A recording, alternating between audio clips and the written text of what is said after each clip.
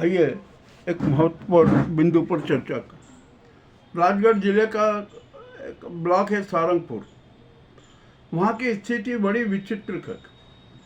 अभी सैफुद्दीन की हत्या हुई, इसके पूर्व एक पत्रकार सलमान की भी हत्या हुई थी और अनेक प्रकार के यहाँ पर छात्र कांड होते रहे हैं और अभी भी जारी हैं।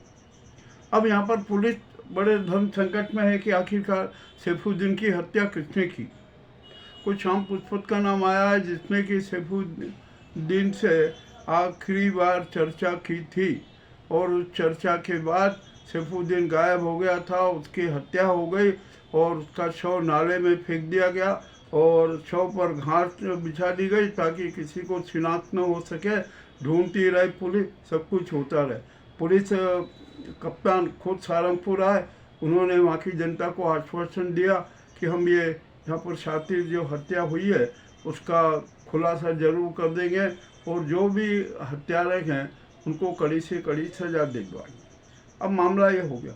अब यहाँ पर सवाल ये होता है कि आखिरकार ये अपराधी गैंग कहाँ क्यों है और क्यों सक्रिय है।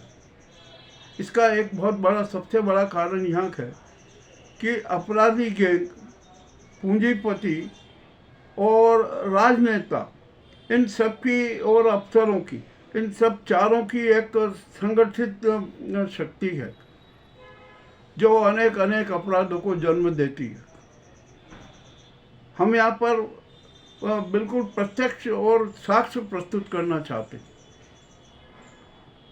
यहाँ पर भूरी का मैदान जो वार्ड क्रमांक 10 है, वहाँ पर यादव परिवार की जमीन थी जिस पर वो था काल के समय जो काल चक्र आया था उस समय वो जमीन छोड़ के चल दिए थे और वो परिवार की जमीन लावारिस पड़ी रही। वहाँ पर मुहर्रम के ताजिए भी बिठाते हुआ उसका सार्वजनिक उपयोग होने लगा। यहाँ तक तो ठीक है, किंतु हुआ क्या कि वो जो जमीन थी ना वो किसी भी तरीके से धूर्ततापूर्वक बेच दी गई और किसने बेची, क्यों बेची, क्या किया और अतिक्रमण हटाने के नाम पर भी क्या क्या खेल हुए, ये सब कुछ उजागर हो चुका। आखिरकार वहाँ का प्रशासन क्या देखता। मैं भी वहाँ का एक प्रभावित व्यक्ति हूँ। मैंने जब ये शिकायत जिलाधीश को की, एसडीएम को की, नगर पालिका में की, सब ने गोलमोल मामला कर दिया। कई किसी प्रकार की कोई ना जांच हुई, कुछ नहीं हुई और यहाँ तक के रिकॉर्ड भी बदल दिए। और इसी प्रकार अनेक वार्ड में अनेक प्रकार के छद्म ढंग से मकान हड़पे गए, ये गए, उसमें नेताओं शरीक है, उसमें नगर पालिका के लोग शरीक हैं, उसमें जो राजनेता हैं वो शरीक। यह मामला बड़ा विचित्र है कि आखिरकार यहाँ पर ये शातिर हत्याएं क्यों जमीनों के लिए बहुत हो रही और ये हत्याएं कौन करवाता है। ये सारा पूंजीपति जो भूमाफिया है वही तो हत्याओं को जन्म देते हैं।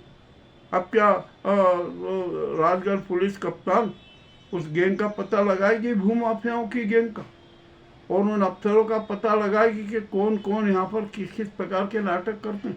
मामला अति रोचक है। मैं ये बात कह रहा हूँ, मैं पूरा साक्षात साक्ष्य भी प्रस्तुत करने को तैयार, क्योंकि जो हमारे जो जमीन थी ना उसको किस प्रकार षड्यंत्र पूर्वक बेचा गया, ये भी एक प्रत्यक्ष उदाहरण है। और इसके लिए कोई राठौर परिवार है, उसने वो ज़मीन खरीदी, किस करी, नगर पालिका से सब मिलजुल के उन्होंने मकान निर्माण का ये न जाने क्या क्या शक परवा ली। ये सब हो रहा है। जब हम एसडीएम के पास में गए, एसडीएम ने भी हाथ नीचे कर दिए, वो भी सब मिले। और इसी प्रकार 2-3 और प्रकरण है कि किस प्रकार यहाँ के अफसरों, नगर पालिका के अफसरों ने, नेताओं ने किस प्रकार ज़मीनें हड़पी है, मकान हड़पे हैं। ये भी बड़ा साक्ष्य। जब यहाँ पर सैफुद्दीन की हत्या का राज क्या है ये जानना बहुत ज़रूरी है। सैफुद्दीन की हत्या क्यों हुई, किस कारण से हुई, किसने करवाई, हत्या किसने की, क्यों की, और जब हत्या करने के बाद शव को नाले में फेंका, उसके ऊपर घास बिछाई, ताकि पता न चले बाद में फिर पता चला ये सब हुआ, जो भी कुछ हुआ। अब पुलिस कप्तान का दायित्व बनता। अब पुलिस कप्तान पर बात आ गई है कि आखिरकार ये जो शातिर अपराधी गैंग है, जो हत्याएं करती है, भयादहन करती है, अनेक प्रकार के नाटक करती है, तो यहाँ का आपका खुफिया तंत्र क्या कर रहा है? भाई खुफिया तंत्र को भी तो संज्ञान होना चाहिए न कि यहाँ ये अपराधी चले, यहाँ ये करते हैं, क्या करते हैं। तो इसके लिए अब आपको एक काम करना पड़ेगा कि आपको खुफिया तंत्र के माध्यम से नेताओं, अफसरों, भूमाफियाओं और ये जो अपराधी गैंग है, इनका सबका इतिहास, भूगोल जानना पड़ेगा, संज्ञान लेना पड़ेगा, तभी ये मामला सुलझ जाएगा।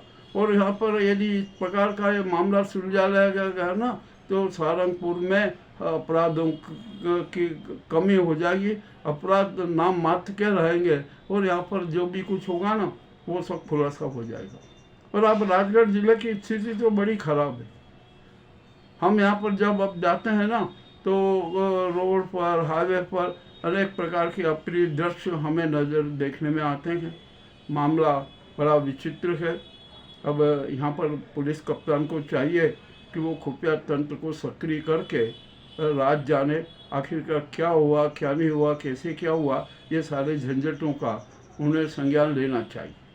अब देखते हैं सैफुद्दीन हत्याकांड में पुलिस की क्या कार्रवाई होती है, कौन अपराधी हैं, कितने हत्या की, किस तरीके से की, सब सारा खुलासा कब होगा ये समय बताएगा। हमें आपके सामने जो तथ्य प्रस्तुत करना थे वो हमने रखे हैं।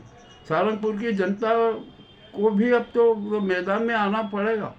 वे आते नहीं हैं, जो भी कुछ प्रभावित आते हैं वो झूठ बोलते हैं, न जाने क्या क्या बातें करते हैं। तो जो झूठ के घोड़े और झूठ के घोड़ों पर बैठकर युद्ध नहीं जीता जाता, सत्य के साथ जमीन पर खड़े होकर युद्ध किया जाता है, तो सत्य की जीत होती है। हम ये बात कहना चाहते हैं। मामला अति रोचक है। अब बहुत जल्द से जल्द इसका पटाक्षेप भी होगा, हमें पूर्ण विश्वास है। आपके सामने एक मजबूत स्थिति प्रस्तुत है। अब पुलिस प्रशासन को इन्हीं 4 बिंदुओं पर केंद्रित करके देखना चाहिए कि आखिरकार क्या माजरा है सहारनपुर का। बहुत बहुत धन्यवाद।